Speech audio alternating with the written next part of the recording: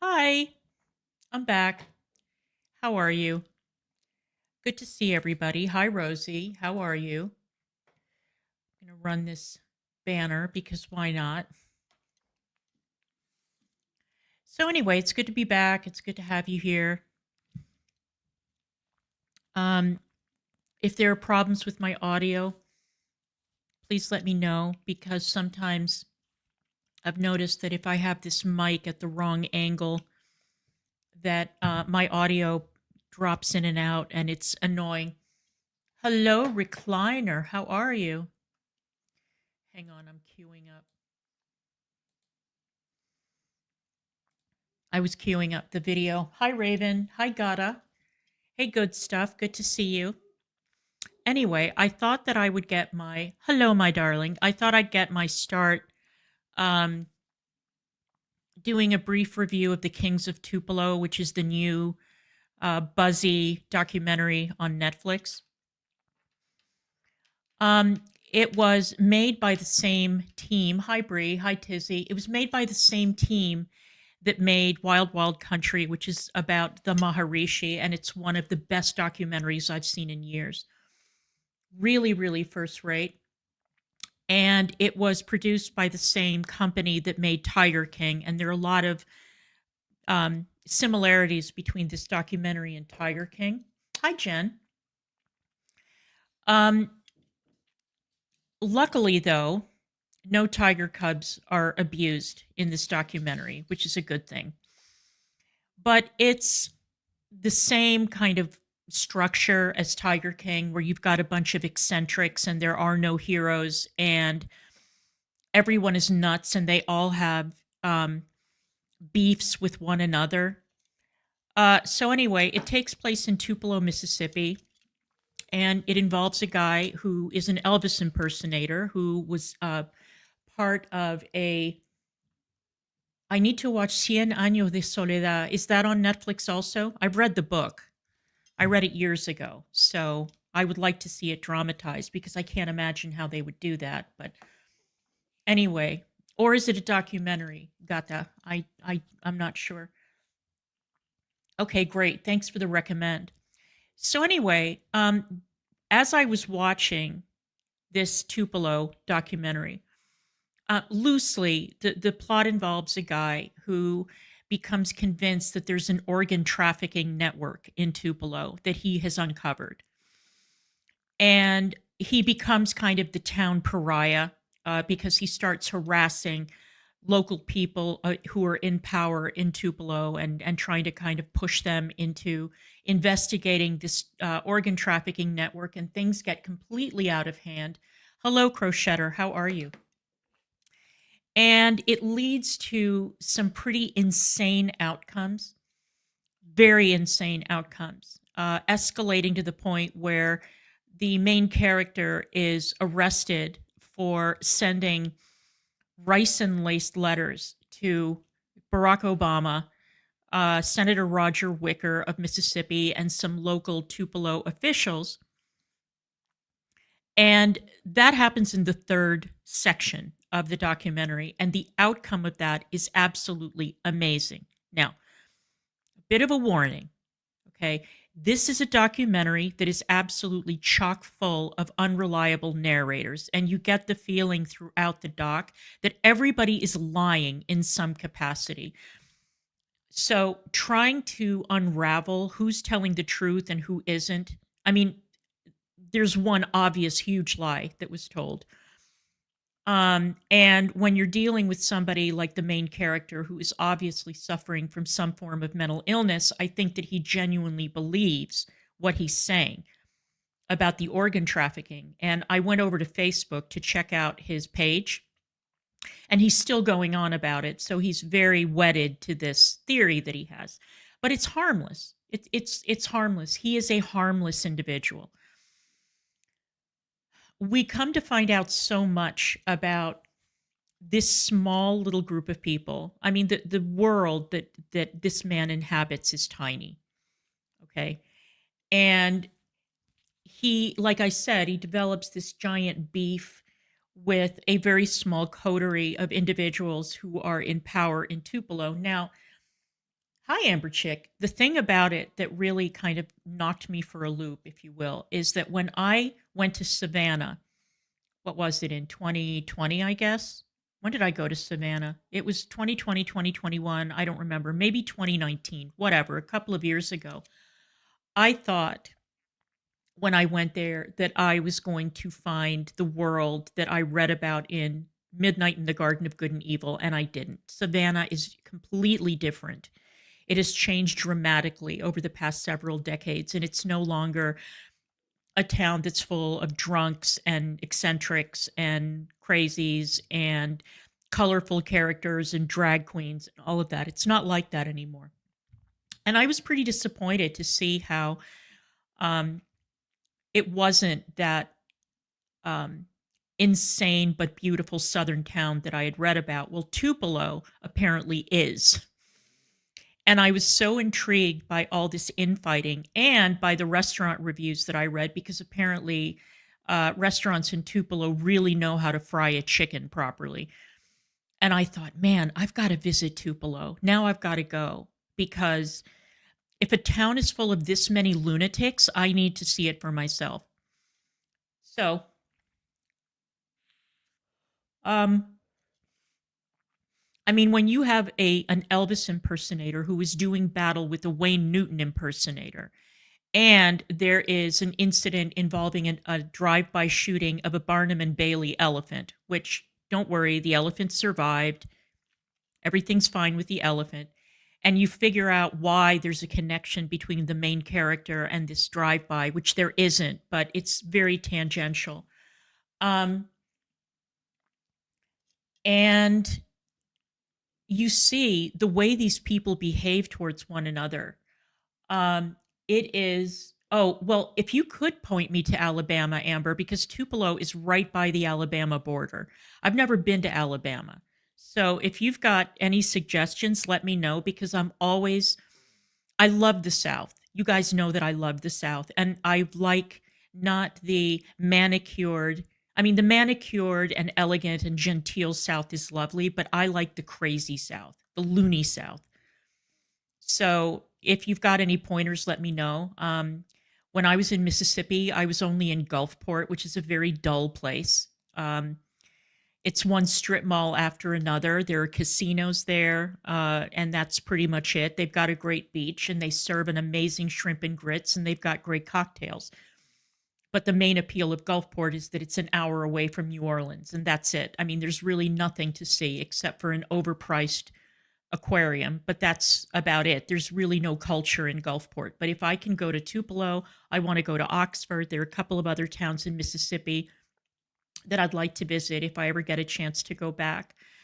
Um, but there is something of the Southern Gothic to this documentary that sets it apart from Tiger King. I mean, the animal abuse in Tiger King really, really turned me off, and I didn't see any appeal in Joe Exotic, and I didn't see why people were pumping him up and saying that, he was so iconic. I thought he was disgusting, as I felt about the other people who ran those so-called tiger sanctuaries in Florida. It was vile. I mean, any abuse and profiting off of the abuse of wildlife, exotic species, it makes me sick. I hate it. But this didn't have that. So I promise you that you've never seen anything like this. You might have read about people like this if you've ever read William Faulkner or Flannery O'Connor or any of the Southern authors, but to see it played out dramatically is incredible. And I promise you that the revenge story of a man getting arrested for a crime he did not commit, a very serious crime, a federal crime, and then to find out who actually did commit the crime and why and how they set this guy up. It's absolutely incredible. It's incredible. So I highly, highly recommend it. It's great, isn't it, Strange? It really is. It's wonderful. So there's that. And I recommend it. It's wonderful. It is. I mean, a town full of Elvis impersonators all competing with one another. And actually, the reason, oh, tell you, I love Flannery O'Connor. I absolutely love Flannery O'Connor. Flannery O'Connor is actually one of my favorites of the Southern authors, but I love them all. I love them all. I love Pat Conroy. I love William Styron. I love who else do I love? I love them all. I think they're incredible. The South has a very, very special way of telling a story. Southerners have a unique talent for telling a story. And even if the story is embellished, even if it's false, at least it's fun to listen to. And this is what we get in The Kings of Tupelo. It's amazing. All right. Now, well, thank you, good stuff. I appreciate that. Okay, so the other day I was sitting around looking for something to watch on YouTube, and I have gotten really, really bored with the garden variety drama and nonsense. I don't care about Jake Doolittle. I know that he's the big, topic these days on the tube, and I don't give a shit about him. I think that that story is completely played out. Who cares? The guy fucked up. He was stupid. He made an attempt to blackmail a bunch of content creators. It didn't work. Let's all move on. Okay. And if the people who are still making videos about him are going to continue to do so, then it's, obviously up to them, but I'm not interested in it. I did want to say one thing about this Lily Phillips person, because I see that she's also a big topic of conversation lately. She's the girl who just did a gangbang with 101 men, and a bunch of radical feminists came out of the woodwork to try and defend her honor, which was absurd. She's now this terrible, cringing victim who made a fortune banging 101 men on OnlyFans is now saying she wants to bang 1,000. Now, I remember the good old days, the golden age of porn, when Houston banged 500 men, and it was called the Houston 500. I don't know if it was actually 500 or they just rounded the number off, and she actually had sex with more of them. And I've had conversations with Ginger Lynn about the logistics of these events, because I don't get it. I don't know how it's done, but whatever. And people were coming forward to say that she was some kind of a victim, not Houston, but this Lily Phillips person. This is bullshit, you guys. I will say it right now. This is what happens when young women are encouraged to go into sex work, and they go on OnlyFans and they realize that there's a lot of competition, and in order to get an audience, that they have to keep on ratcheting up the extremism or the extreme nature of their content. And to say that, oh, she was pushed into it by her parents, well, I don't believe that. I think it's a shame that a 23-year-old, I believe she's 23 years old, decided that this was going to be a great career path for her. I think that when she turns 30, she's going to realize that if she can't maintain this level of success, if you can even call it that she'll be yesterday's news. And she will have to find another way to make a living. And it's not going to be very easy for her, because you know that there's an age limit to pornography in terms of getting this kind of money for this sort of content. I mean, she could always go into something niche, but whatever. I find the whole episode to be utterly and completely disgusting. I think that what she did was gross, and I think that the men involved are vile. And I really don't see how this woman is a victim. She raked in the money. She's going to make even more money banging 1,000 dudes on camera, because it's now a spectacle. Hi, Philip. How are you? And it's really a shame that sex work has been normalized to the point now where this is what I was saying, a viable career option, supposedly, for so many girls. And then most of them, I hate to break it to you, but most of these people who go on OnlyFans wake up and realize that they're not making any money. Very, very few people on OnlyFans make the kind of money that would justify them staying in this profession. And my understanding of OnlyFans is that it operates kind of like an MLM. Like if somebody draws you and brings you in, then they're supposed to get a cut of whatever you make. And if you're an independent creator, that's better, I guess, however you want to define better. Um, but I do not advocate for it. I think it is a shame when people think that there's some kind of an honor or there's any kind of um, praise to be gained from selling your body. Because the people that I knew who did it back way back when were women who were driven and men who were driven into the profession because they had nowhere else to go. Most of them were runaways or drug addicts, um, people who had come, usually very young people who had come from extremely traumatizing backgrounds, and they had nothing to do. They had no qualifications. They didn't have a high school degree. They didn't have any skills of any kind, and they ended up on the street, thrown into a violent cauldron of abuse, rape, robbery, threats from pimps, and that kind of thing. So I'm sorry, but I mean, if anybody wants to say, well, sex work is work, well, of course it is. You get paid for doing it. Nobody has ever denied that. But to suggest that it is in any way a profession that needs to be lionized or needs to be set aside for special praise, no, it's a degrading, dangerous profession.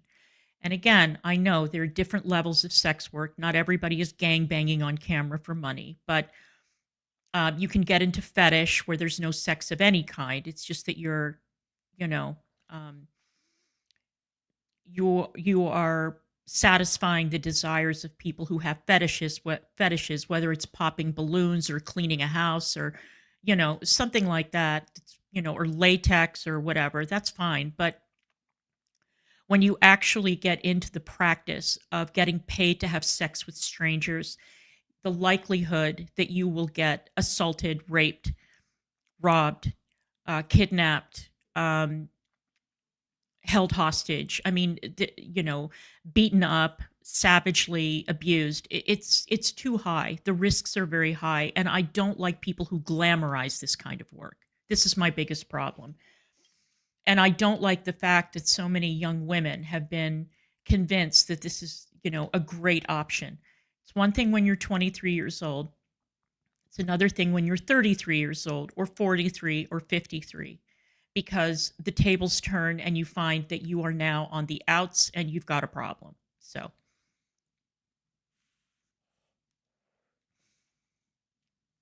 yeah. Well, this has been my point all along. This has been my point all along, is to inject a note of reality into it. Um, you can say, well, I'll do OnlyFans during lockdown because everything's closed and I don't have a job, and that's one thing. But what you don't understand is that the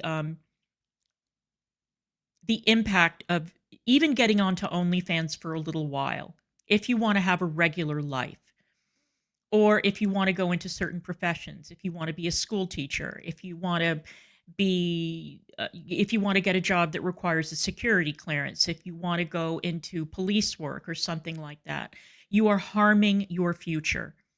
You are harming your future. And maybe we will get to a point in society where sex work is no longer considered to be a black mark on your record, but we're not there yet. So why risk it? It's not worth it.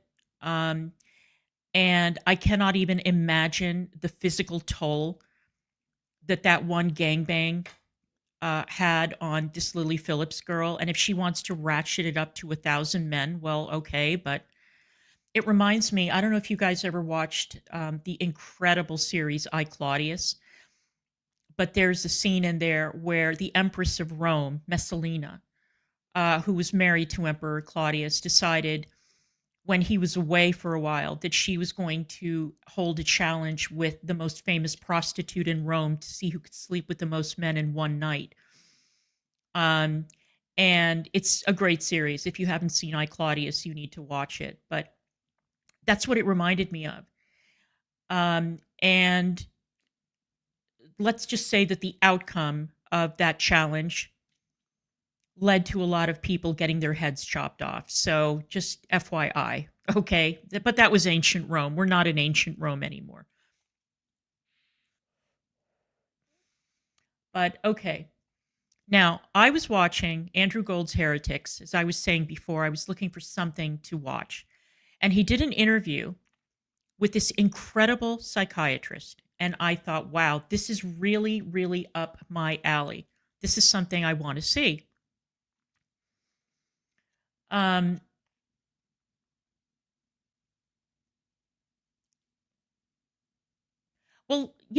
Brandy, I'm talking about the people I knew. The people I knew. The majority of the strippers that I knew when I was younger were there because it was the most money they could make, given the skill set that they had in for some other profession. And they didn't want to make minimum wage. Absolutely not. They didn't want to work on their feet all day. And they could make a lot of money at the strip joint. But guess what happened? The strip joint got shut down because of God only knows what was going on in the administrative office. I think that they were running drugs or laundering money or something, but the guy ended up getting in legal trouble. And then all of those girls lost their jobs, but a lot of them were single mothers. A lot of them were women who had violent pimp-like boyfriends. Hey, crafty gypsy. I met exactly one girl who was a dancer at the club who was actually in school. Because, a lot of them lie and say that they need to get through medical school or college or whatever. But there was one girl who was studying to be a physical therapist. She got her certification and she quit that day. She was out and she decided, that's it. I'm going to go straight. I'm not going to be involved in this work anymore, because she got followed home by men and she was stalked by customers, and she had a lot of run-ins with weirdos, and she just decided that that's it for me. I'm not going to even deal with this shit anymore. I'm just going to be a physical therapist and I'm going to do my thing. So, I mean, for her, it worked out really well because she didn't get hurt. She made money and she went into a profession that didn't require her to take her clothes off in front of a bunch of weirdos. And that was fine. And I'm very much a believer in bodily autonomy, and I'm very pro-choice across the board, but you have to understand the ramifications of the choices you make. That's all. All right, now I'm going to bring up this interview because it's fascinating. This is a shrink who has been dealing with gender ideology for his entire career. And he has a really, really good explanation of the different categories of, the distinctions between transvestites, transgender, how we shouldn't lump everything under one umbrella, and why people detransition. And he also has some very, very interesting insight into autism, the connection between autism and this latest explosion in people claiming to be transgender, especially young people. So let's give it a listen. So a psychotherapist, so I do both. And I worked in the NHS for 15 years, now work completely privately. The thing that people know me for is I'm the only consultant psychiatrist in psychotherapy that specialized in treating gender dysphoria with psychotherapy. And I did that. I ran a specialist service in the NHS for 12 years. I don't treat it now because the climate is so difficult. Oh, wow. But I treat everything else. But that's what I'm known for. That's what all my research publications have been in. I see. Okay. Including this wonderful book. This wonderful. That's an early plug. But you haven't read. Yes, I haven't. Okay, his name is Dr. Oz Hakim. It's in the title. And the book is called Detrans. Now, if you have Amazon in the United States, you can borrow this book from the Amazon library, which is what I've done. I would have put up a link in the description box, but I know that a lot of people in the audience are overseas and they won't be able to use that link. So Dr. Oz Hakim, the book is called Detrans. I started reading it last night. It was superb. And I'm sort of juggling between this book and Wicked and a couple of other things that I'm reading. some short stories. But I highly recommend it. This guy is not driven by emotion. He's not driven by political trends. He's not driven by social media. He is a medical professional, and I think his insights are really, really fantastic. Getting it is the first step. I have the book, and I wasn't sure at what point you were coming on, and then didn't get to read it because you have to read all these books. It's mad the number of people you interview, and how can you get through all the top of the pile? I'm reading Dawkins's new book. No, the order's wrong. Well, I'll tell him that when I have him on. When did you first start thinking, okay, what is going on here? I mean, did things start to suddenly change with regards to referrals and people coming to see you with gender dysphoria? Well, if I hadn't done medicine, I was going to do fine art, and I couldn't decide. I got into both, and then the day before, I thought, well, I'll do medicine first, much to the relief of my parents. The other version of me would have gone to the sleigh, done fine art, and I'd probably be one of those people on embankment selling pictures by the railings. And having come from an art background, I thought, this thing about sex changes, I mean, this is amazing. We can actually change people's sex. I mean, how on earth is this possible? So I thought, this is bloody brilliant, this is. And my first job after I qualified was in plastics as a very junior houseman. And I was helping the plastic surgeons do the operations. I thought, okay, well, this is clever that they're moving bits of the body around a bit like plastic surgeons do, but what's happening in their head? How are you changing their head? Right. And I went into medicine to do psychiatry because I was always more interested in the mind than the body. And then when I went to psychiatry, nobody seemed to be thinking about it. And people were either not thinking about it, or a small group of people in gender clinics were also not thinking about it. And I thought, this is a bit strange. And then I went to the Portman Clinic, which is part of the Tavistock and Portman. And I was there for 12 years, training and working in forensic psychotherapy. And we all had a different niche. Someone had specialized in pedophiles, someone specialized in shit fetishists, and incest. And my specialty was gender dysphoria. So I set up a service, which I ran for 12 years until I left. And it was a psychotherapy only service. So there was it was not attached to any gender clinic. So what I wasn't was a gatekeeper. I wasn't someone to say, oh yes, you can go and have this, you can't have that. So people could be completely honest, and it was basically a neutral exploratory space for adults who came saying that there was something wrong with their sex or gender. And that 12 years really informed my understanding of what it was. Okay. And I suppose the next question then is, what is it? Well, and if you think about the term trans, it's a really unhelpful term. It's an umbrella term. So you've got people that used to be called transsexuals who believe that they should be the opposite sex. Mm-hmm. There are a small amount of them. Then a huge amount of what we used to call transvestites. Nobody talks about transvestites anymore. So the majority of people who we refer to as trans are transvestites. And they were either people who were fetishistic, so they cross-dressed and got sexually excited and would masturbate, or people who weren't overly sexually excited but were afforded some sort of advantage, like they felt more confident, or those are the transvestites. And then a very small proportion were what we call autogynephiles, or AGPs, which a lot of people in the gender critical group confuse with fetishist transvestites.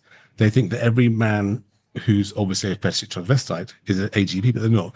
Autogynephilia is men who have the sexual fantasy of having female bodily parts. Okay, as opposed to fetish transvestites who have get arousal from the wearing the clothes. So the transvestite is you know that you're the sex you are, mm-hmm. but you get something out of putting on the external vestiges of the opposite sex. And this is one of the reasons why the trans debate is so dishonest and so confusing, because you've got all these different categories. They're all being misused by people who are on opposite sides of the argument. I have seen a lot of these more extreme gender critical feminists who insist that all men who cross-dress are autogynephiles. That is preposterous. It is not true.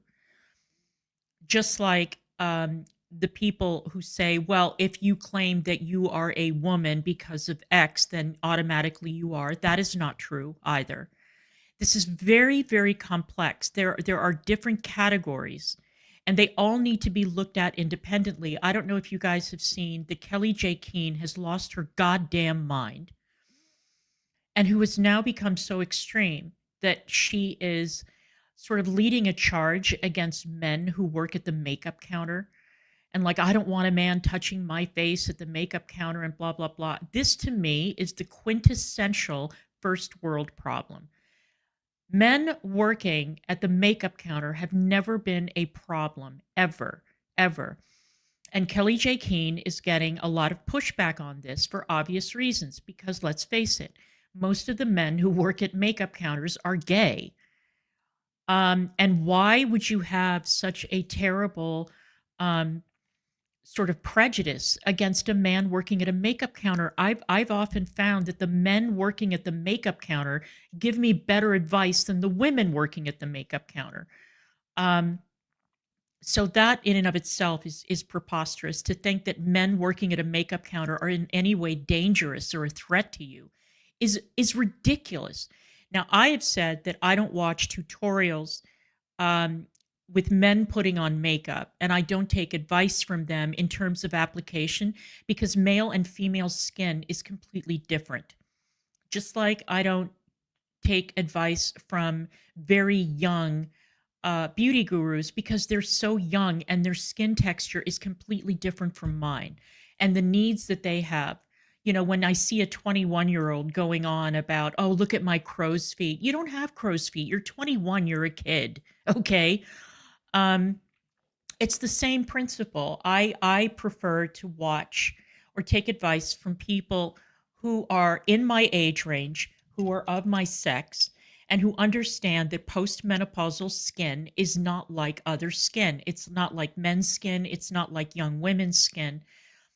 So, I mean, to raise the alarm about men working at a makeup counter and to put it on the same level almost as putting a male rapist in a jail cell with a female prisoner is grotesque. The woman, in my opinion, has lost her mind, and I totally disavow her now.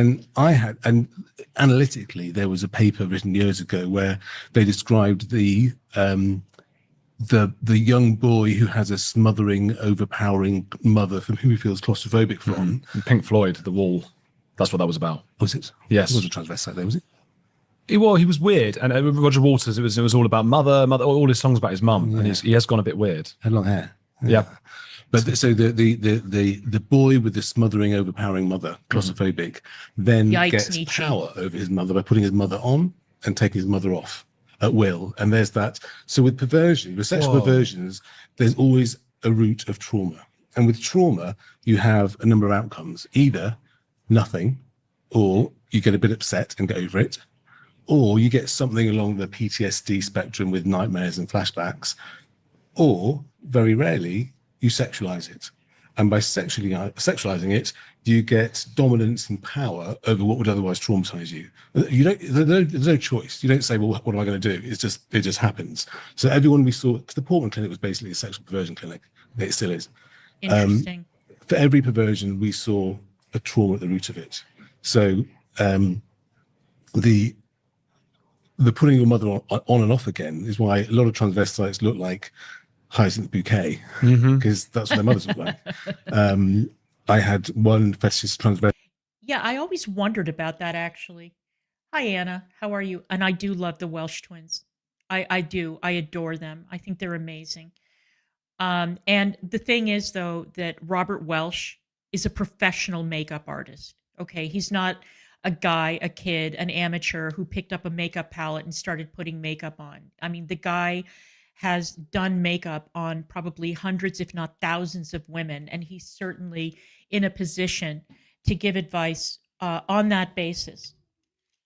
So I take him seriously. I consider him to be a working professional who knows exactly what he's talking about. This notion of putting your mother on and taking her off is so interesting. I never even thought of that. And I often wondered why it was that that I see these older men who decide to become transvestites and then they call themselves trans and say that they actually are women, which of course they're not and they never will be. And why so many of them almost look like, he said hyacinth bouquet, which is adorable, but they do. They look kind of like middle-aged librarians, and you think, okay, well, maybe not everybody can dress like Blair White and not everybody wants to. But this notion that it arises from trauma and that they're trying to literally put their mother on and take her off, it's all very Norman Bates-like, isn't it? Not that I'm saying these men are dangerous. I'm just saying that it's the same kind of effect. And I never even thought of it that way. But now, see, I learned something from this man. I love watching videos where I can actually learn something from someone who has experience in the field and knows what they're talking about. That would, his boyfriend would put him into a latex chamber with a vacuum attached to it. So it would, like one of those Tetra Pak, like those mackerel in Marks and Spencer's. I think I know what you mean. Yeah. Like you're like that. Okay. Yeah. And once he got to that stage and asphyxiating, then he would orgasm. So he was dressed up in a vacuum chamber in order to get orgasm. And if you took a history from him, as I did, when he was 10, he walked into the kitchen and found his mother dead with a head in the oven. So he had converted the trauma of the suffocating dead mother into putting his mother on and suffocating. And that was he didn't make the link. Wow. Fascinating. But there was such an obvious link. So with the fetishists, there's always a trauma. And the wonderful book by Dennis Nielsen, is it Story of a Drowning Boy? His autobiography that he wrote in high security prison before he died, and they didn't want to release it. But that's a wonderful description of how he came to end up collecting men to kill and then to keep and looking at them, because his Dennis Nielsen, who was the British version of Jeffrey Dahmer, who was played by David Tennant in an absolutely amazing, superb miniseries that I can't remember the name of, but I strongly recommend it. It is fascinating. And he was he was like a Jeffrey Dahmer, but he wasn't a cannibal. He was Jeffrey Dahmer and John Wayne Gacy. He was like a combination of those two. Very, very sick man, but who kept souvenirs, who kept the bodies. So anyway, I recommend that David Tennant series. Original trauma was when he was taken to see his dead grandfather or uncle in Thank state. you, Gypsy. Lying in state after he died, and that traumatized him. And then when he was an adult, he picked up a man and he was lying in bed and he wanted that moment to last forever. So he killed him just so he could look at him, because that was his trauma. Exactly like Jeffrey Dahmer. And that became sexualized into his necrophilia. Wow. So how, and it sounds like it is, how empirical is this? How real is this? It sounds Freudian. I know nothing about psychology, but everyone is always saying, oh, Freud, oh, no, he's rubbish and all of that. So how certain are we of this? No, that's just a hypothesis, and some people fit into that, and some people won't. With fetishists, you usually can find a trauma if you dig deep enough that relates to their fetish. But with the cross-dressers, so a lot of them were fetishistic. The transsexuals weren't. The transsexuals were autistic. So what I found is that all my male transsexuals were autistic, and often they didn't really have a sexuality. They could have sex, but they weren't really into it. So if you have a sexuality, you get turned on by what corresponds to your sexuality, and you get disgusted by what's not corresponding to your sexuality. If you don't have a sexuality, you're sort of going through the mechanics. You don't really get it. You have a physical orgasm, which is why if you see people who've, say, changed sex, then they start fancying another sex, what they used to, it's probably because they're asexual. They're just going through the mechanical motions. That's interesting, because I watched that show Love on the Spectrum. Did you see that? I didn't. Series in Netflix, and they set up. It's quite sweet, and they're very different levels of autism that everybody has, right. And they set them up with others roughly on the same part of the spectrum as they are.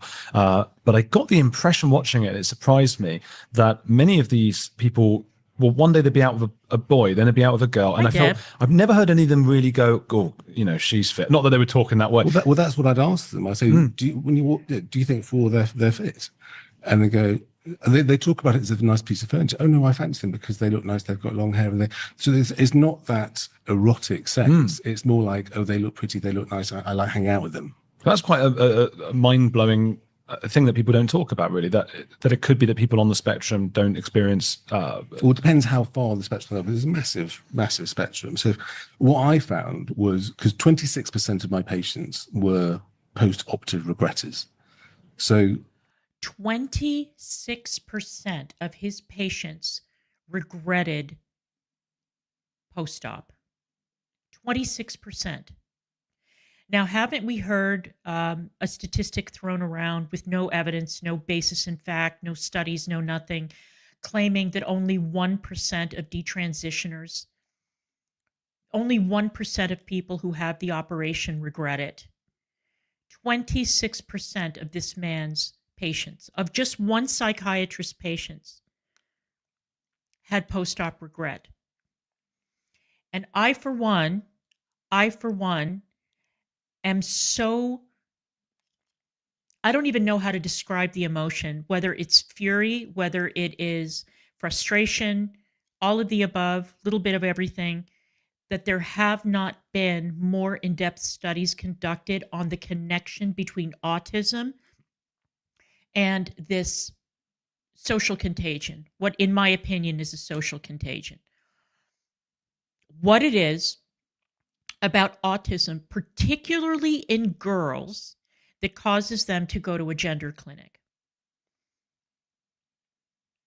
Because there is a very strong connection. And you're talking about possibly exploiting a very, very vulnerable population of young people. Now, this guy treated adults. But when you talk about young people, it is extremely questionable, is the nicest way I can put it. It is questionable medically to proceed, especially if you don't understand the autism spectrum, where on the spectrum these kids are, and why so many girls. Why? What is it with the girls? Now, it's possible that there have been professionals who have tried to conduct studies, but they can't get funding for them because the topic is considered to be radioactive. Let's continue.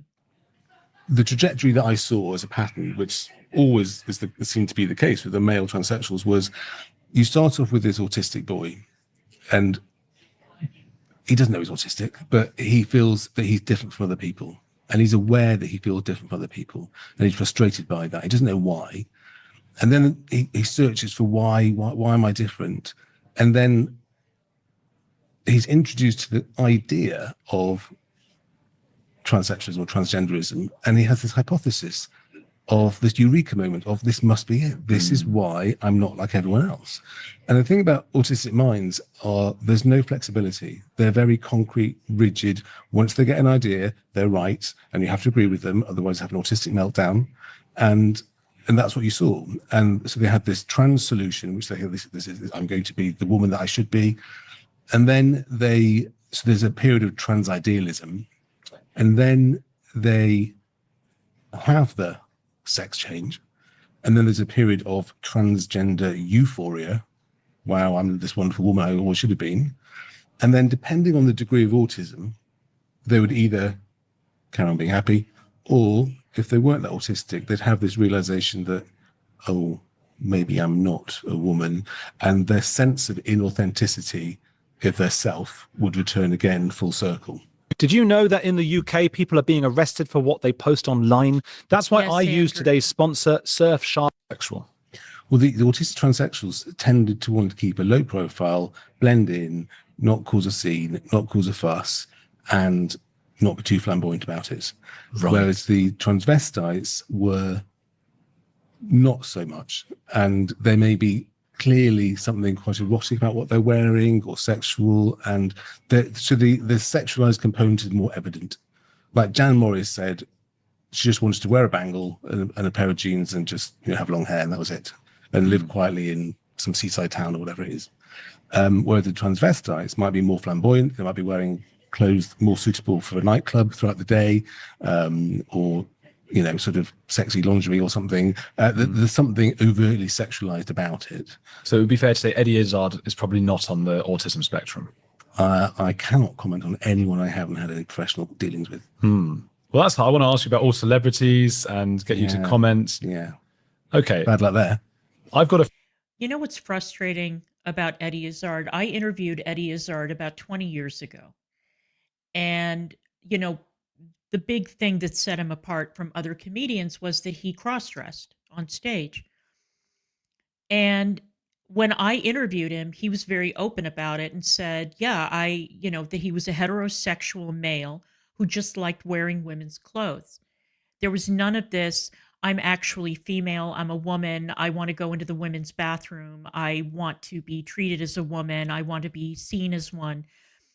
Now, maybe this was a realization that he came to later in life, but I get a strong sense of fraud from Eddie Izzard, which is very sad. And I also notice that Eddie Izzard has absolutely no qualms about taking male roles in dramatic productions. Now, one would think that an individual who has gender dysphoria, and I don't know if he claims to have that, would get triggered in some way by, dressing and presenting as a man. But it's amazing that when there's money involved, he doesn't have a problem with that. It's only when he wants to get societal points, if you will, like when he's running for parliament, that he decides that he wants to be thought of as a woman. I don't know his woman's name. I don't really care. It's completely and totally fraudulent. And it makes me sad because I think Eddie Izzard is terrific, but this behavior has really, really turned me off. A friend called Mehdi Mizard, and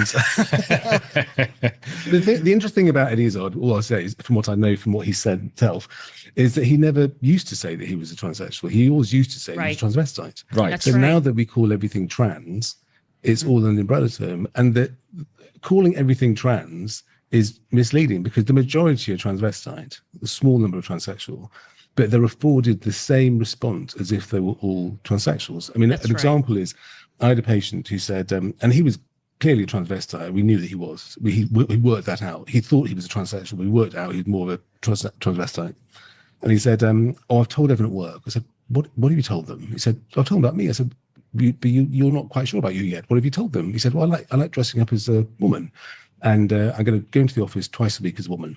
I said, right, why? Oh, because I like it. And I said, well, the thing is, you've got them to believe that you're having a sex change at some point and you're transitioning into being a trans female. Actually, you're a man, you just like dressing up. So what you've managed to do is get your workplace to accommodate your sexual fetish. It's a bit like if you're some sort of sexual nudist, you wouldn't go to work twice a week naked. I mean, but because they're afforded this, this is a whatever. So it's very misleading for people. Yeah, like going in and sitting at your office desk in the missionary position because it's just makes me comfortable. Yeah. And the driving licenses, when they changed where you can change your gender, the rules, they may have changed it now, but when it came out, the rules said as long as you dress up as the opposite sex for 2 weekends a year, you can have your driving license in that sex. What? It's crazy. Yeah. What is going on? And why don't they speak to people like you when they make these decisions? Well, some did, who knew who I was for those 12 years. And all my regretters and detransitioners said, when we were going through this, why couldn't we access someone who was challenging because my role wasn't to persuade people to do something, help them through it, or convince them not to do it. They were adults. They could do what they want. I just wanted them to think about it in a neutral space. That's all. The outcome for me wasn't whether they did or didn't have a sex change. The outcome for me was they'd thought about it and explored it thoroughly before they did anything. All the regretters, which were 26% of my patient population, they all said, why on earth could we not have someone like you who just said why and what? Because everyone just affirmed them. And what they said was, I had one person who worked for a public sector, of course, and he said he'd had a sex change middle age and then regretted it 10 years later. And he went back to his employer, his family, and his friends saying, why on earth did you not say to me, what on earth, what are you thinking about? What do you mean you're a woman? And they all said, because we were being supportive, because that's what you're meant to do. And he said, I wish they weren't supportive. I just wanted them to be normal, because I was clearly confused and nobody was challenging it. So they do need challenge, but now you're not allowed to challenge them. You have to affirm them. Right. And the thing about affirmation is it sounds nice because you're affirming, but it's actually quite toxic. It's the worst thing you do. We don't affirm anorexics who believe they should be thinner still. We don't affirm suicidally depressed people that they should be dead. Yet we have people who are confused about something that have come to this erroneous conclusion that we then collude with. Do those... And the obvious huge danger here. I mean, it's terrible that people who are older, who have given it consideration and talked to their families and all that, some of them end up regretting what they've done. That is horrible. And I can't even imagine the ramifications of dealing with your post-operative body and you suddenly realize that you've made a mistake and there's nothing you can do to correct it. It's irreversible. And I know that there are people who say, oh yeah, well, I can go to the doctor and reverse it. Well, no, you really can't. You can't. There are some of these procedures that cannot be reversed at all. The real danger is when kids go to these gender clinics and they're immediately put on drugs and they're put on kind of like a fast path to surgery, and they're too young to be making these decisions, and their parents are being driven by fake statistics, by ideologues in many cases, by a medical establishment that has been completely captured. And the parents are lied to. They're not giving informed consent. You cannot tell a parent that, oh, you can go on puberty blockers for a while and they're totally reversible. Well, not necessarily. It depends on when the kid is put on the puberty blockers, how long they're on them. And these drugs, these puberty blockers, are the same drugs in many cases that are used to castrate sex offenders in prison, which the ACLU has come out against as cruel and unusual punishment. But on the other side, the ACLU is pushing to allow for more and more and more kids to be put on the same drugs that they oppose for sex offenders in prison. Make that make sense. Why do you think I don't support the ACLU anymore? Those who actually go through the surgery and then might regret it, are those the autistic ones? Would I be right to assume that many of those who get the fetish, who have the fetish for it, the transvestite stuff, probably wouldn't actually go through with the cutting? So a lot of them don't know the difference. So they just know, oh, I like dressing up, maybe. And the autogynephiles who get turned on by the idea of having breasts and vagina, I mean, GP appointments are 6 minutes long, right? It's very hard to get out of that 6 minutes. Actually, I get turned on by them having a vagina. You just say, oh, I think I'll do a sex change. And the autogynephiles that I've seen went to their GP, said, oh, I think I should be a woman.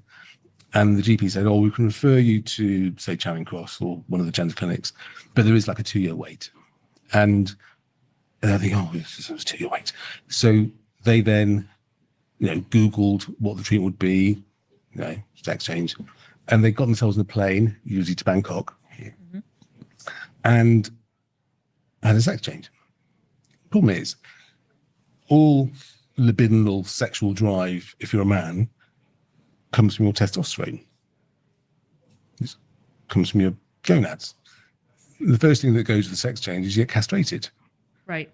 Oh. So you wake up from the operation going, oh shit, I've got a vagina. I don't want it.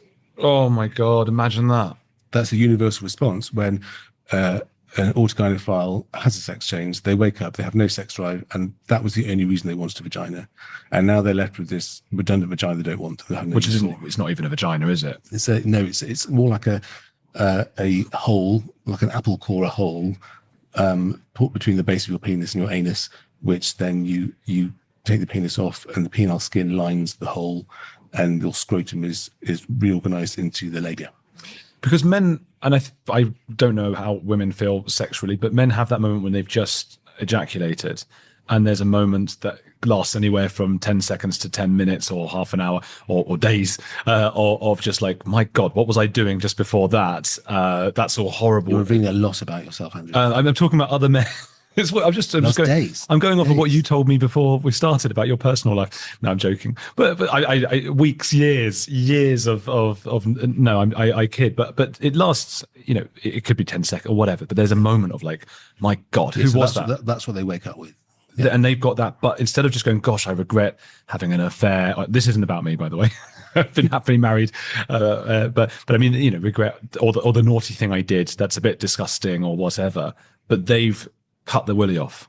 Well, it's the balls that are the root problem. Oh, well, it's all the problem. I mean, the balls are the problem for the testosterone, so it's not going to come back. That feeling will never come back again. Well, if you give them exogenous testosterone, testosterone, it does come back. Oh, okay, but then they won't be more womanly, and they don't have a willy anymore. It's complicated, isn't it? Yeah. So you get lots of people who are misdiagnosed. So clinically, they get misdiagnosed, but then the general public misdiagnoses them because they're just saying I'm trans. Which could be anything really. And so all these men going into women's toilets, the ones that want to do it the most are the ones who want to get a kick out of it. And you know, we've all seen all the clips on Twitter of this, you know, excitedly, I'm in the women's bathroom again and I've got a raging hard on sort of thing. Yeah. Yeah. They're all transvestites. I see. And they are more likely to still have their appendage. Well, yeah. I mean, and you know, I don't want to use the word disappointed because that's a very condescending word for it, but I have been watching some of Ty Rivera's content on Nancy Mace. And Ty Rivera, I think that the problem that I'm having with Ty Rivera is his inclination to suggest that Nancy Mace is a fraud and that she is making a mountain out of a molehill and that the bathroom situation is not a big deal and so on. And I firmly disagree with that.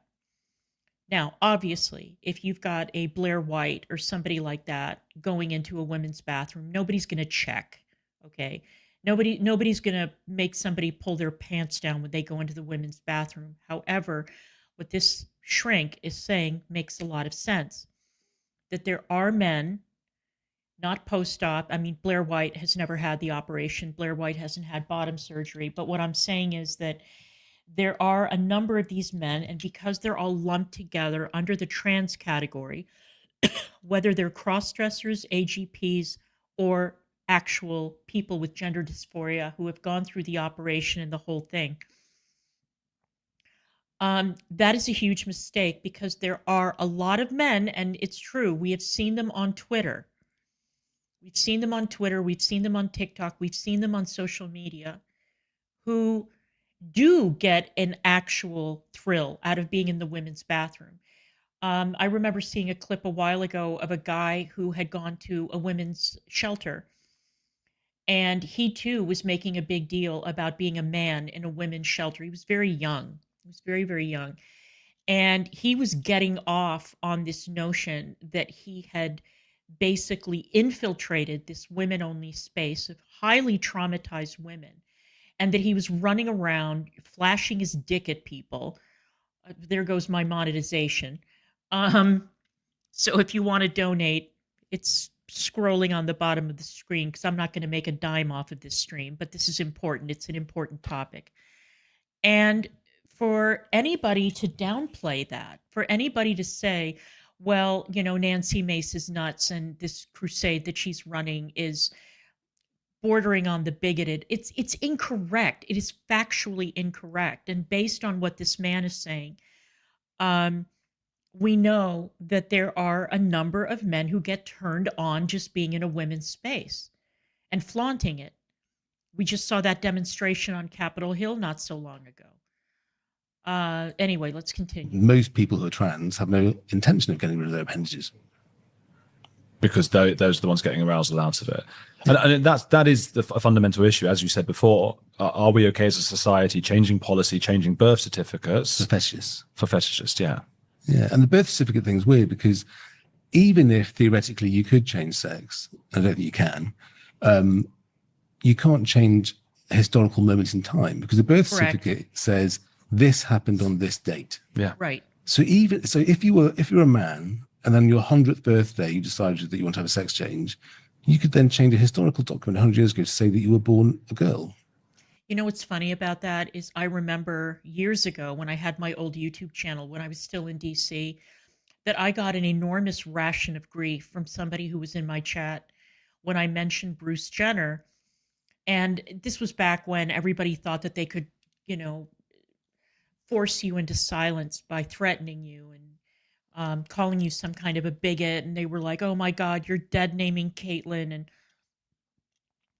you know, you're basically a raging whatever phobe, fill in the blank. And it's like, no, I was talking about the individual who won the decathlon in Montreal in 1976, who won the gold medal at the Olympics. That person was Bruce Jenner. That person was a man. Well, still is a man, but I'm just saying. And the person was like, no, she was always a woman. No, Bruce Jenner was not always a woman. Not even Bruce Jenner says that. So, or Caitlyn Jenner, sorry. And so the way that these talking points get put in people's brains and then they decide that they're going to go around and shut other people up, it's not cute. I mean, if you're so deluded that you think that a woman won the male decathlon in 1976, that is a you problem. It's not a me problem. I mean, it's madness. I mean, everything to do with reality is being subverted. It changes people's criminal records as well. Well, yeah, I mean, the BBC and ITV are the worst, and Channel 4 actually, because they talk, and the police actually, they talk about women murdering women. Well, it was actually a man who's purporting to be a woman killing a woman. And that was another huge argument that I got into a couple of years ago, where I was saying that the effect that this is going to have on crime statistics is going to be devastating. And, you know, the usual suspects came crawling out from under their rocks. Well, what difference does it make? Well, it makes a huge difference. If you have men claiming to be women who go out and murder women, and you have then what is reflected as a spike in women's crime rates, and you say that women are committing more crimes when it is clearly not true, it is going to have an impact societally. First of all, it's false. It's not true. That's point number one. And there will be a long-range, overarching impact on society. And the fact that there are people who are like, but they are women. No, they're not. They're not. The victims are women, if in fact they are women in that case. And to suggest that, well, saying that, why has the crime rate exploded among women? Well, it hasn't. It hasn't. And trafficking in lies is not going to improve society. It's going to make it worse. A woman. So all the statistics get skewed. I had Kerry Lee Galvin on, and her dad abused her whole life, went to prison. They said he was trans, and they all started calling her a her, gave her makeup and things that you don't, other women in prisons don't get. So extra rights to this person. Okay. And then changed his name to Claire Fox, to troll this Claire Fox who runs We're the Battle of Ideas right now. And they don't have to, they're supposed to put on their criminal checks that they've changed their name, but there's nothing making them do that. So loads of them are doing that. And this guy has now been seen, her dad, who we know is an abuser of children, hanging out in libraries, sitting around with kids and doing all these things. And there's nothing showing that who he is and who he was. They just go, oh, it's a trans person, let's all affirm them. Because my first paper was trans, a case of the Emperor's New Clothes, and it was about this sort of turning a blind eye. And I first off started asking the question, are they delusional? Are they mad? And I said, well, no, they're not actually. They're just confused, misguided, and they're often autistic, and they've come to the wrong conclusion. The madness is everywhere around them. Mm. So in this system, there's a nodal point, which is them. They're confused, autistic, or whatever, but we're mad because our response to them is mad. And I remember when I was a junior doctor, there was one of our colleagues who, I won't say his name, but then he decided to come back the next year as a woman. And we all knew who it was, but we had to pretend it was a new person. And I remember a woman in one of the clinics said, that new doctor looks really familiar. I can't put my head. They said that. Yeah. But there was this sort of collusion with this sort of false reality, which was a bit mad, but we were all doing it. Did that person know they were doing that? Was it sort of almost facetious or helping, or did they actually say, "Who is that? Did they look like someone I knew"? Yeah, they didn't know. They didn't know. No, yeah. Well, maybe it's a really. Well, you know what? It does not. That doesn't surprise me. I read the other day that apparently there have been a record number of cancellations of. I don't know how would they do it in the UK. If you're in the UK, let me know. But you have to pay like a TV licensing fee in the UK, and apparently a lot of people are canceling. I guess that in order to get the BBC, you have to pay some kind of a licensing fee. Again, I'm speaking off the top of my head because I don't know how it works. But a lot of people are canceling their affiliation, let's say, with the BBC because the BBC has been completely captured. It is not the news organization that it was even 10 years ago or 15 years ago. And it's very, very sad. It's very, very sad. But people don't trust the press anymore. I mean, if you want to say, all right, the person who is currently known as Caitlyn Jenner won the Olympics in 1976 when they were known as Bruce Jenner, that's one thing. That would be accurate. But to suggest in any way, shape, or form that the individual who won the decathlon in 1976 was a woman is false. It's not true. And then these media organizations are like, God, why are our ratings going down? Why don't people trust us? Why do people hate us so much? Well, this is one small example of why. Good sort of disguise. Wasn't really. No, bloody hell.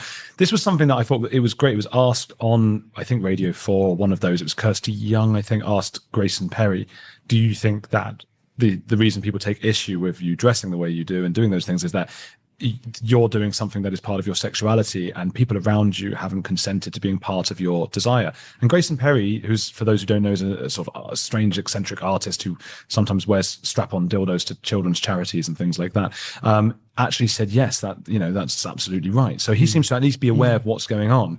And it's very frustrating that we as a society have now gone, these guys. If you look at pride marches, which should be called shame marches, that is full of people dressing up as dogs giving each other blowjobs on the streets. I mean, why is that okay? I went once in Berlin to. Oh, was it that thing, Folsom? What's that? Folsom, they're all having sex in the street all the time. Oh, no, I didn't see that going on. In Berlin. But I did see that happening at Pride. You went to Folsom in Berlin, didn't you? I don't know what that is. It's this annual sex fest on the street. Oh, I thought it was Gay Pride where I was. They kept telling me this is Gay Pride, Andrew, and put that thing in your mouth and do all those things. But I was there with my wife and some friends because we thought, oh, this is a supportive thing for the gay community. Some young children. Yeah, well, it was all, there were families around, and I looked down to my right, and there was a guy giving another guy a blowjob. Oh, guy, right? Yeah, well, they were just doing it on the floor, willies out, and all of that, and it was quite a shocking thing to see, sort of in real life. Yeah. That. And I said that to Peter Tatchell, the gay rights activist. He's now trans activist as well. And he just said, it simply doesn't happen. It doesn't happen. There is no, and I was like, well, at any pride ever. And he's like, no, it doesn't happen. What that people. Well, I mean, this is exactly what I would expect Peter Tatchell to say. The fact of the matter is that when I talk to my older gay friends, the vast majority of them have said that they don't go to Pride anymore. Now, granted, this is not a scientific survey of any kind, so don't assume that I am speaking for a group of people because I'm not. I'm saying in my circle that there are people in that circle, gay men, who say that Pride is not what it used to be, that Pride has gotten ridiculous and out of control.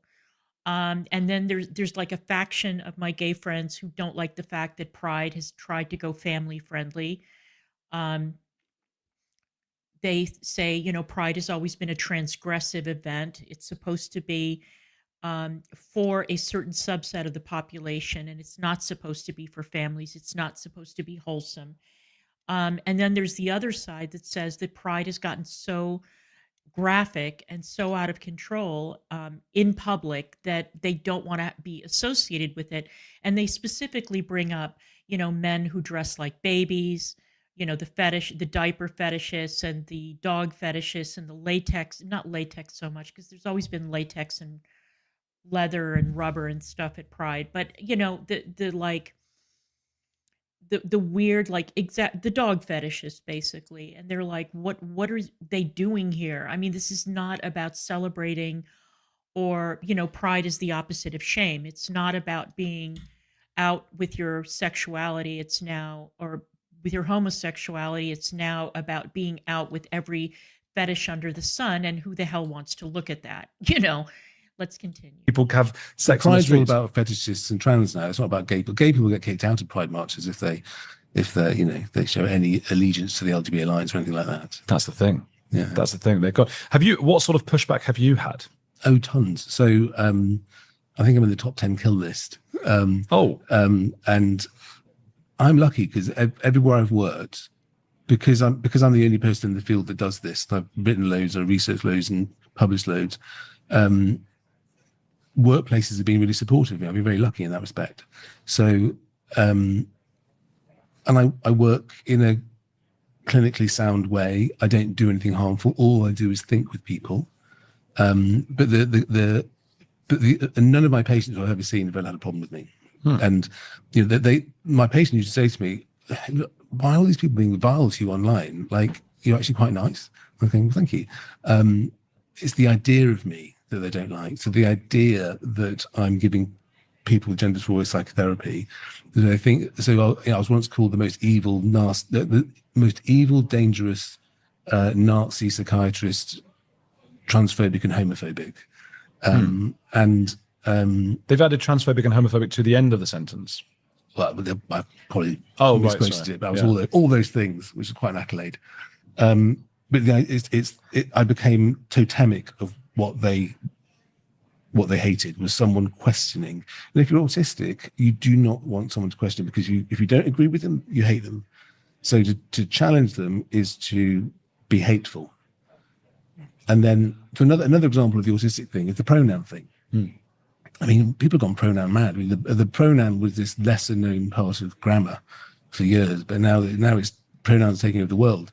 But the reason why pronouns are so important to autistic trans people is because the main deficit of the autistic mind is not being able to envisage what someone else's mind is thinking. So they have to go on macro clues, like if you're smiling, you're happy. If you're frowning or crying, you're sad. If you're shouting, you're angry. So the transsexual person dressed up has no idea whether they're passing or not, whether you're reading them or not. So if I can get you to call me she and use she, her pronouns, and you say that, therefore you think that. So even though they can't police your thought, they can police your speech. And that's a roundabout way of policing your thought, because he's using she, her pronouns. So therefore he is seeing me and believing that I'm she, her. If you slip up, then you don't believe it. So it's a very teleological, very black and white way of a proxy understanding of what's happening in your mind. Because they don't get bothered about other bits of grammar, but that for them means you really believe that they are the gender that they want you to call them. So that's why pronouns cause autistic meltdowns if you get them wrong or right. And then there's the they, them. That's different. So the non-binary thing. So we've seen a massive upspike in young people who are saying they're non-binary trans. What I say is it's a subculture. So exactly. Ever since the Second World War, we've always had youth subcultures. And the point of a youth subculture is because it's the stage between accepting everything that the world is, as your parents tell you, to being an adult where you worked out. So there's this teenage pubertal period of fighting against it, subverting things, turning it on the head, questioning, being a pain. And historically, up until social media, it was always based in music. So, right. Bands formed the epicenter of your understanding of the world, whether you're a hippie, a rocker, rockabilly, a mod, punk, correct, or like me, a goth. Not now, but some things don't change. And the whole point of it was to subvert things. Right. So social media came around, and the focus of your identity was no longer in your bands that you put all over your pencil case and everywhere else. It was in your social media profile, how many likes you got or whatever. So now for the post social media generation, their music's just music. They're not that excited about music as Generation X were. Well, why would they be? And it's not the subcultures are finished. They're still there, but Goth Mark 5, in my book, I talk about the different stages of Goth. So I was Goth Mark 1, 2, and then Goth Mark 3 was more sort of like not just wearing black. Goth Mark 4 was emo. And then Goth Mark 5 is trans non-binary. And if you look at punks and goths and then non-binary kids, they all look the same. So you look at me when I was at school, I had, backcombed hair, more makeup than any normal female would wear. And I probably looked a bit like a transvestite, to be honest, but it was nothing about gender. It's been got subversive and being a goth. And I always use this example. When Jenny turned up at school with backcombed hair and purple lipstick, we thought, oh my God, Jenny, you're so cool. What are you, a goth? Okay. Within 2 weeks, there was an epidemic of goths in this North Wales public school.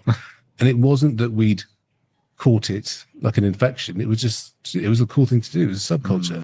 And you know what's so funny about that? Speaking as a lifelong goth chick, going back to, God, like what, 1980? When did I transition from mod girl to goth girl? Probably like 86, something like that, 85. Is that there was like so much pride in being goth, and we're so different, we're so unique, and we all looked exactly the same. Like there was a uniform. Pale skin, white powdered face, black hair, teased out to the gods, crimped so that you could tease it out more, Aquanet in the white can, the pointy-toed shoes, the black, lycra pants, with hints of purple here and there, but that was that was the uniform. And I remember one time sitting at the 930 Club, and I just looked around and I said, my God, we're all identical. It's like we were all stamped out in the same factory. Well, yeah, because we all shopped in the same place. We all listened to the same music. We all emulated the same looks, whether it was Susie Sue or the guys in Bauhaus or Robert Smith or whatever. And I love this guy. I love the fact that he's Gen X. I love the fact that he used to be goth. And I love the fact that he made that connection, because it's true. It's true. It's a fashion trend. It's a fashion trend that now we are supposed to take on and accept as like a civil rights movement, which is crazy. It's crazy. The they, them thing drives me nuts. It drives me crazy because it's so obvious that it's a trend. That's all it is. Because you cannot become, 2, 3, 4 different people. Why would you refer to one person as they and them? It's preposterous, which is why I don't play this game. I refuse. So when someone looking like Jenny turns up at school now, they go, oh my God, you're so cool. What are you? I'm non-binary trans. Then again, the whole school are. Again, they haven't caught it like COVID. It's just a cool thing to do. Exactly. But in my day, the sensible thing to do was just humor you. So my parents were, happy that I was doing well in my A levels. So was my school. And they turned a blind eye to the fact that I looked like some strange, Adam's family transvestite parading around. And that was the perfectly right thing to do. And they thought, oh, I'll grow out of it. And I did to some extent. But the problem now is that kids are going, oh, non-binary trans. And their parents have seen, some documentary on Channel 4 or something. And they go, oh my God, you've got a medical condition. Oh. And then they're shuttled down this trajectory of the transgender route. And thank God for Cass doing the review. They would otherwise gone to kids, but now they're going to these places like Gender GP and just getting all these castration agents and hormones. And it's almost like castration is the new backcombing. Right. Wow. But it has much more significant ramifications. Yeah. So if there was a goth identity clinic, kids, when I was a teenager, I'd have probably gone and had a permanent backcombed hair and black lips tattooed and whatever it is. But thank goodness there wasn't. You'd look mad. Yeah, it wouldn't be a good look. Gosh. Okay, so that's worrying. That's the social contagion aspect. But also, is you're mistaking a youth subculture for a medical disorder.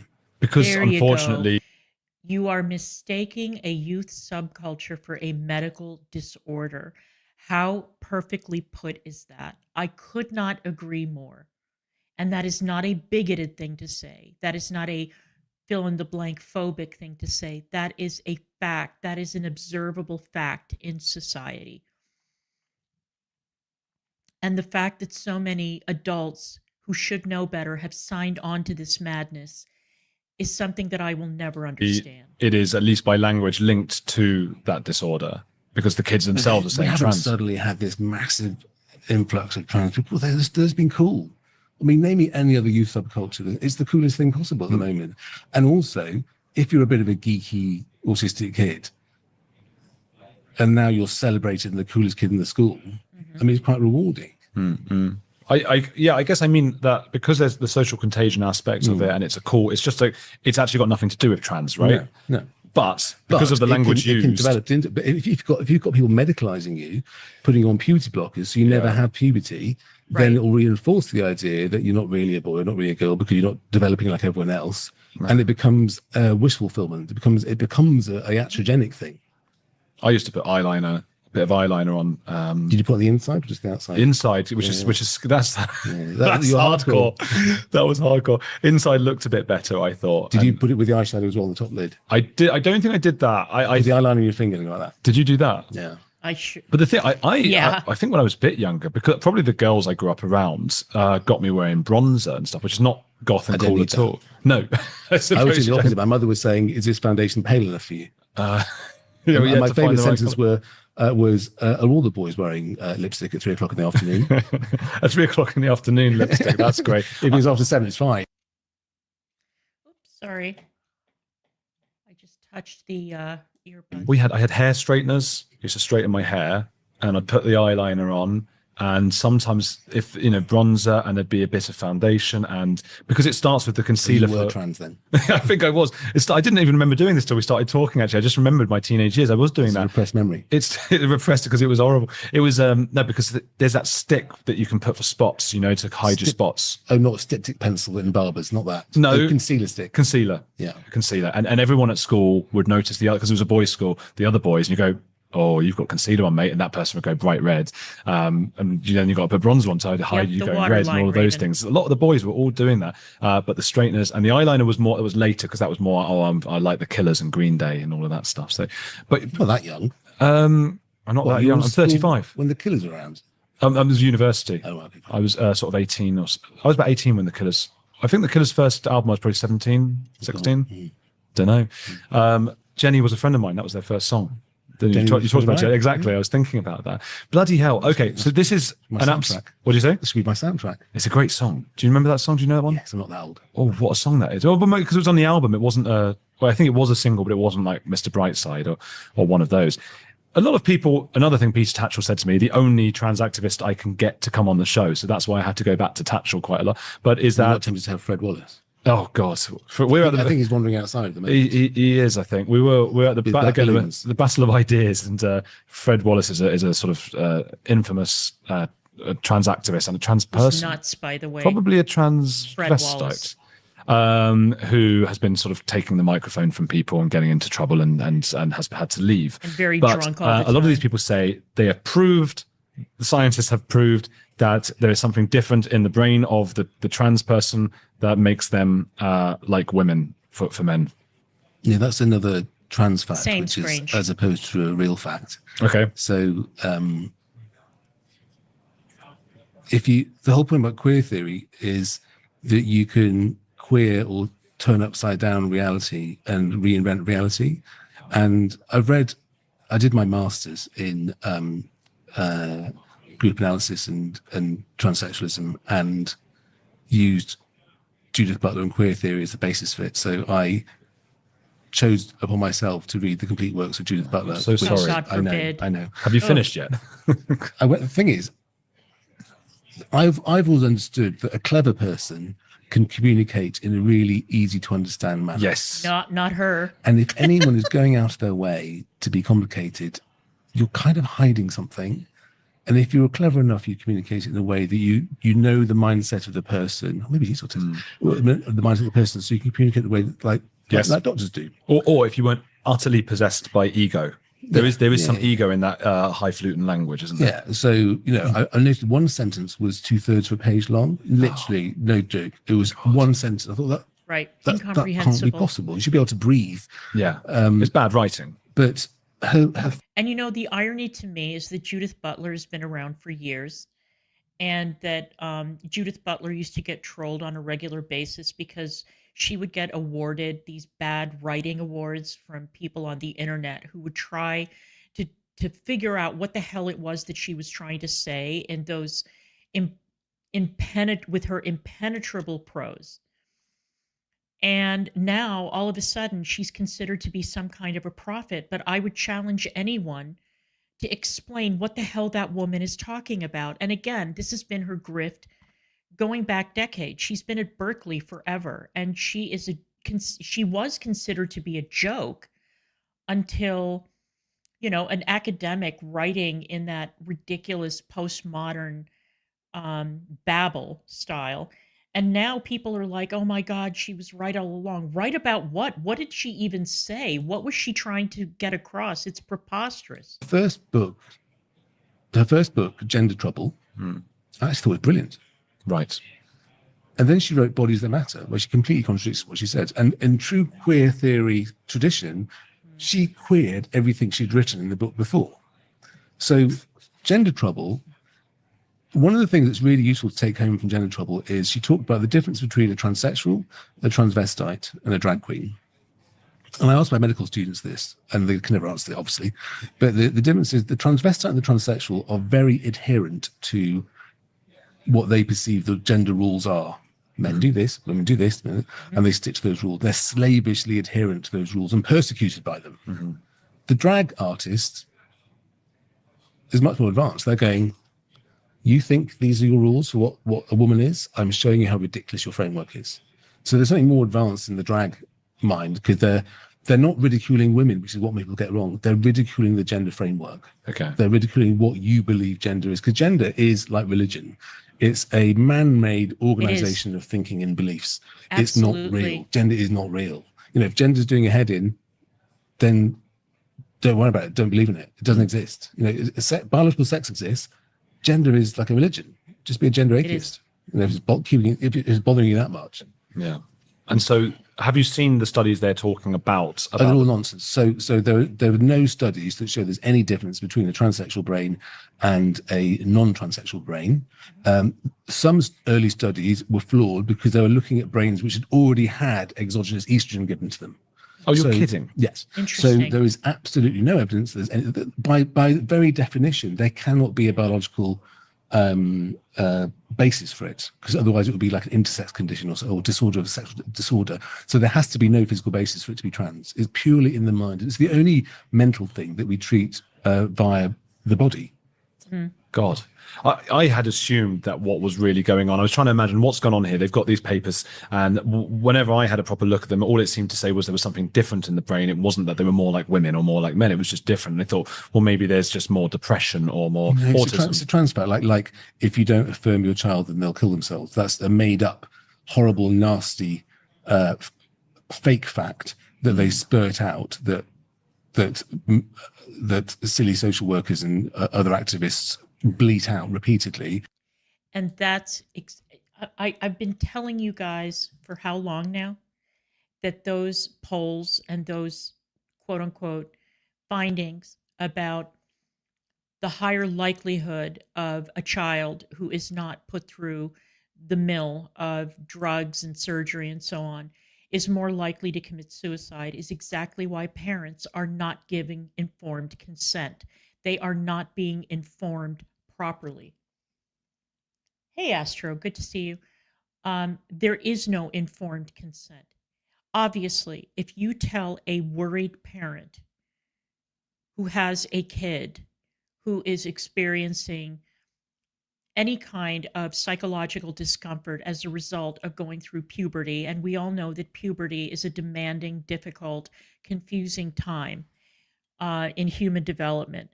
And if you tell them, well, if we could only put an end to puberty, that would solve the kid's problem. And if we don't, the outcome could be horrendous. What is that line that they use? Would you rather have a daughter who's alive or a boy who's dead? I mean, can you imagine putting a parent through that agony based on false findings or made up findings? I'm telling you, the level of medical malpractice that has gone into creating this nightmare for young people is on a scale that is, there are no words to describe how huge of a scandal this has been and how much damage has been caused because of this mindset and the way that parents have fallen for the old okey doke, and they don't know it.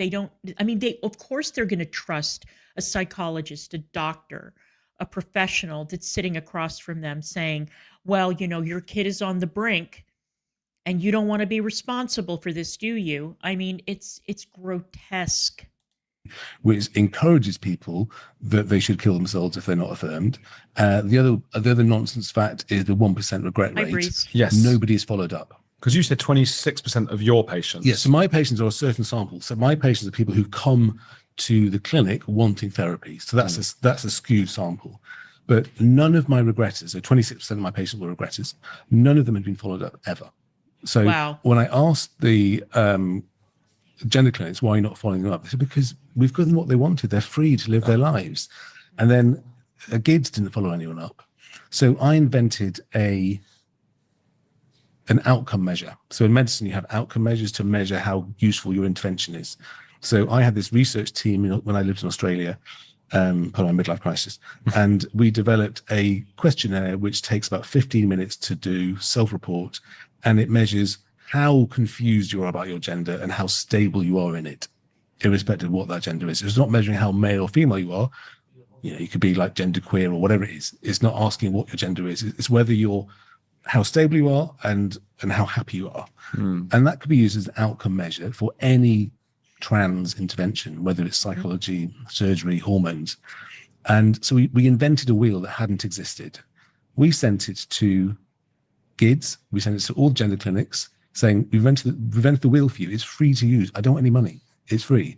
Not one of them replied. And Amazing. I repeatedly wrote to the chief executive and medical director of the Tavistock, never replied. Of course. And I mean, that's strange because the CAS report criticized them for not collecting data.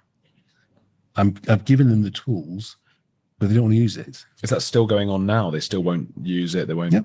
No. It really feels like, I know a lot The of tools people... in my book. The end of the book, we did an adaptation for children. So it's called the GPSQ for adults, Gender Preoccupation and Disability Questionnaire, and the GPSQ2 for children and adolescents. And in Australia, the gender clinicians, many of whom are my friends, they piloted it out for the whole of Australia. And it's valid, reliable, we published it. But yeah, they won't use it. That's insane. People say that it's a bit of a religion. It's taken the place of religion. It's a cult. It's a new religion. This is what happens when you email the Catholic Church or the Jewish community or whatever it is, and say, "Hey, your rabbis, your priests, your imams are doing these things." They wouldn't reply to you, and that's what's happening to you now. Bloody hell! And that's the detail. So that 1% is a myth. It's because it's not being followed up. I mean, It's a myth. It's a made-up fact. And for example, there are lots of people who are post-operative trans who try and cultivate the notion that they were never the opposite sex, and they try and erase history. And it's almost like, if I can convince everyone around me to believe something, then it must be true. Right. Because in a democracy, the majority is right. So if I can convince everyone that this is reality, then this is reality because they're the majority. Gosh. And they do that on an unconscious level. And there's an activist who was a doctor and is a female to male trans and denies ever being female. Yet, if you look at old Twitter posts, there's her showing off mastectomy scars. So, very interesting. Just liars, I think. I mean, that's just lying, isn't it? And so we don't actually know the percentage who regrets, and we never really we can. don't. And also, I've heard that whenever people, like when Richie Herron, who was a guest on this podcast, he's written a chapter in the book. Oh, right. Amazing chapter. He's really, great. really raw. He's such a good speaker, and raw. Brilliant. That doesn't surprise me. Well, that's fascinating. And he said, yeah, he went back and they didn't want to know. So they don't want to know, and a lot of mine said, we don't want to go back because we spent years convincing our GP, our psychiatrist, the general clinic to give us what we wanted. It's too embarrassing to say, actually, I was wrong. Right. So they don't want to go back. And a lot of them say, what's the point going back? Because they can't stick it back on. They can't change it. So most of them choose not to go back. But they're not followed up with questionnaires or how you're doing. And, I was seeing these people every single week, some of them for 10 years, which is more clinical contact than any other clinician had with them. And I had one who, after seeing me for a year, was completely fine being a man. But he still goes to the gender clinic twice a year. I'd get a letter from the gender clinic referring to him in this female name and saying how happy he was living in this trans role. And I'd say, it's a bit weird. I'm getting these letters from the gender clinic that referring to you in your previous sort of female name and saying you're happy being a woman. And he said, and this was brilliant, he said, we all know I'm happy being a man, but there was a part of me that wanted to be a woman. And now that lives on in the minds of the gender clinic because they believe that I'm living as a woman. And it was almost like this sliding doors other reality. And he was happy being a man, but the unrealistic fantasy of being a woman was now living in the mind of the people in the gender clinic. Even though it wasn't relevant to him, he liked the fact that there, in some reality sphere, in someone's mind, he was. So he was happy to keep them thinking that. Yeah. He went twice a year dressed up and convinced them so that in their reality, he was that version. Wow. Okay. So, I had another one who's a post-operative person who spent all his day on Facebook having conversations with other people, all of whom were people which were him. Oh, wow. He was talking to himself. Yeah, and different personas, different characters. What, like opening a new tab for each one? Well, I didn't go into that much detail, but yeah. Well, you must have asked, how were you doing this? Well, maybe not, actually. You're talking to yourself. Mm. I mean, the fact that he was talking to himself was enough for me. Was that schizophrenia? No. It was just creating different realities. That's really sad. Well, I suppose it's like a diary, or in your creative. So in the other person who was him's mind, they believed that he was whatever. Okay. Or she was whatever, or Okay, I see. So the manipulation of reality, either in your mind or someone else's mind, even if someone else's is also yours. Do you see the sadness of it? Do you see people who Very want to much detransition who are coming to you and they can't because you can't stick it back on, and it must be difficult to sit with these people? So when I started, there were two colleagues who were retiring, and by chance, one of them had run a post-operative regretters group, and one was running a pre-operative group. And the pre-operative group were all very euphoric and idealistic and unrealistic. And the post-op group were in a constant state of mourning. So one was really depressed, one was really unrealistically happy. So I thought, this is a bit of a false division. Why are we dividing people based on whether they've chopped their genitals off or not? So I mixed them together, and it worked really well. That was the perfect formula, because you had people who were idealizing about this Bond girl that they were going to be. Mm. And then you had the detransitioners going, hang on a minute, you sound just like I sounded 10 years ago. Honestly, it's not like that. And because the analysis was done by the whole group, they weren't just waiting turns for smarty pants as to say something. It was analysis of each other. They would say, hang on a minute, you sound like me, but you sound completely mad. And coming from each other, that's fine and more powerful than coming from smarty pants me. That's how you de-radicalize, isn't it? So how is it possible? I mean, I have to ask at this point, and I'm sure many of you are wondering the same thing. Why is it that so few medical or mental health professionals are exploring this, at least that we know of? Because if they are, they're being very quiet about it, and they're not making their findings public. Or maybe their findings are being suppressed. I'm willing to believe anything at this point. And how can people not see the enormous danger this poses to young people? I mean, I get it that if you're a parent and you're faced with this terrible dilemma, what do you do about it? But the fact that there is so little research done, or that the clinics refuse to do the follow-up, the clinics refuse to do research. And every time a new detransitioner comes out, they're accused of being liars, they're accused of being traitors. They're dogpiled horrendously on social media if they choose to go public. I'm telling you, it is the biggest medical scandal of my lifetime. Nothing else comes close. I mean, the only comparison I can come up with is thalidomide. But that was, as far as I can remember, thalidomide was prescribed to pregnant women because doctors really did not know how prescribing that drug would impact the baby.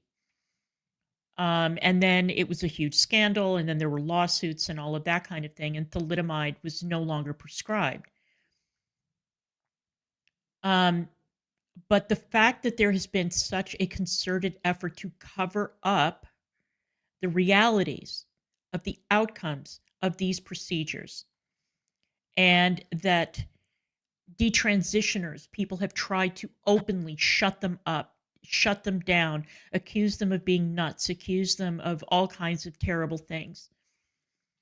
And when you consider the suffering that these detransitioners are going through, and that nobody will give them a fair hearing outside of channels like Andrews and others, you know, maybe trigonometry or whatever, it's not enough. It's too few.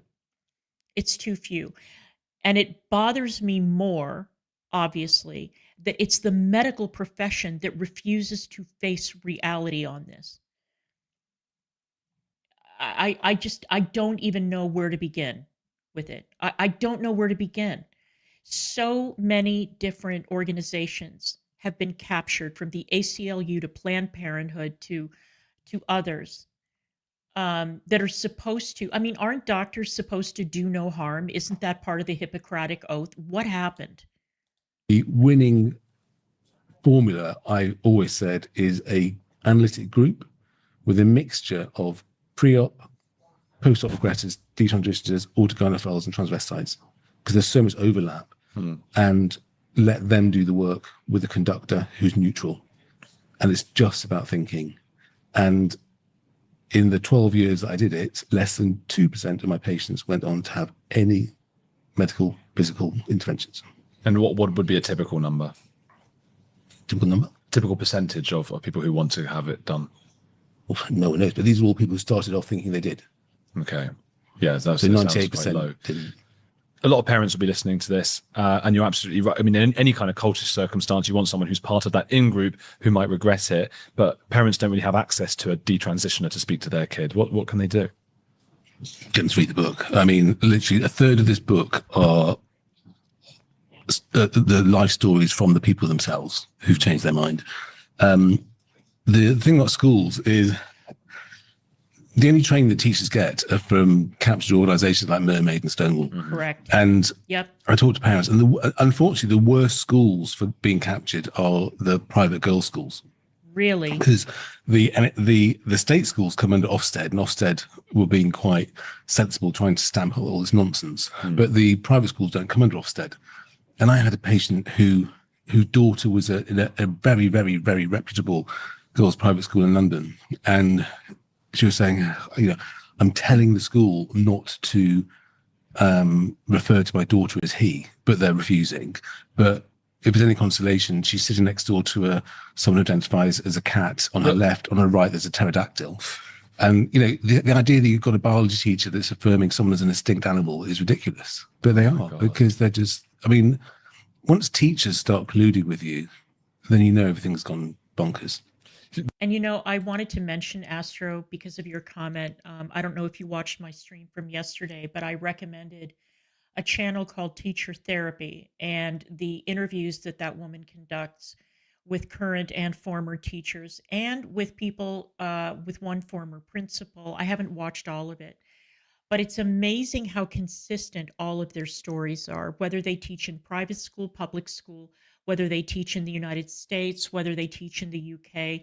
It is remarkable how consistent the stories are. Now, they don't specifically bring up the gender thing. They're more focused on attention span, ability to follow directions, inability to read, inability to write. Nobody gets expelled, nobody gets written up, nobody gets suspended.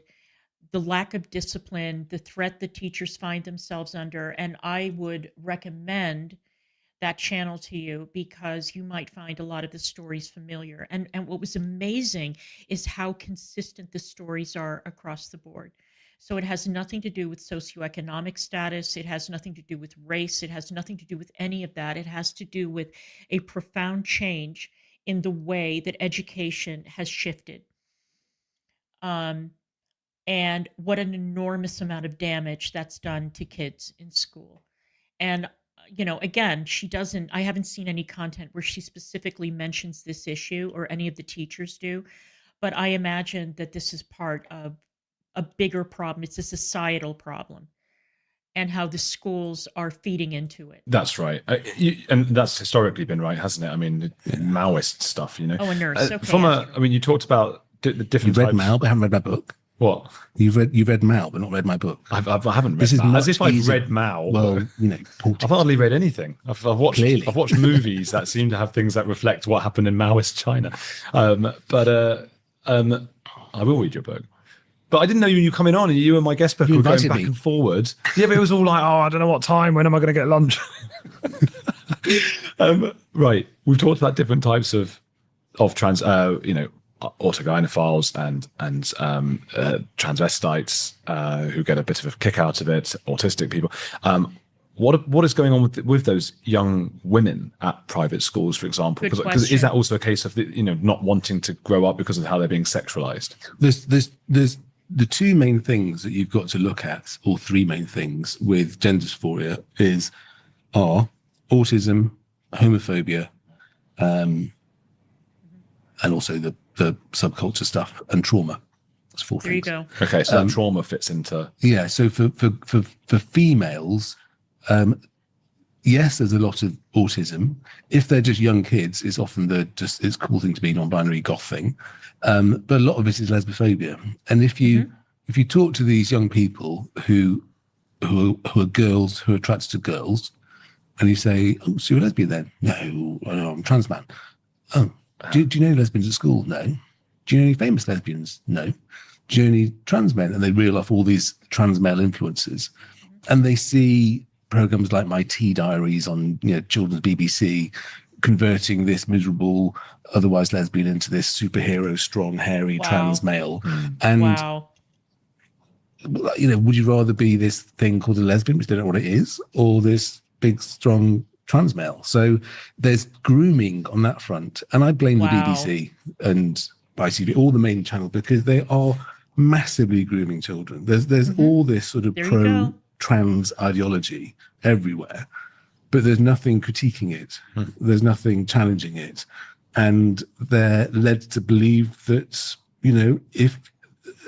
if you like these sorts of things, maybe you should be a man.